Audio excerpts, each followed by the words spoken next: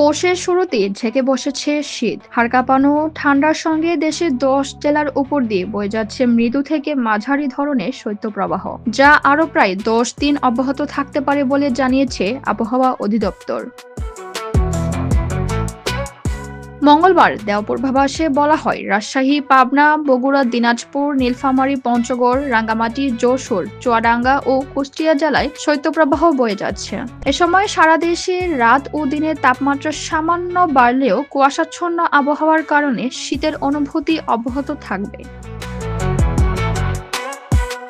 আগামী ২৪ ঘন্টায় সারা দেশে আংশিক মেঘলা আকাশ সহ আবহাওয়া শুষ্ক থাকতে পারে।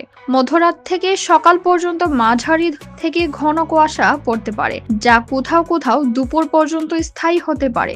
ঘন কুয়াশার কারণে বিমান চলাচল, অভ্যন্তরীণ নৌ পরিবহন ও সড়ক যোগাযোগ সাময়িকভাবে ব্যাহত হওয়ার আশঙ্কা রয়েছে। উল্লেখ্য, গত ৩১ ডিসেম্বর থেকে দেশের শৈত্যপ্রবাহ শুরু হয় এবং ১ জানুয়ারি থেকে ৬ জানুয়ারি পর্যন্ত দেশের বিভিন্ন অঞ্চলে তা অব্যাহত রয়েছে।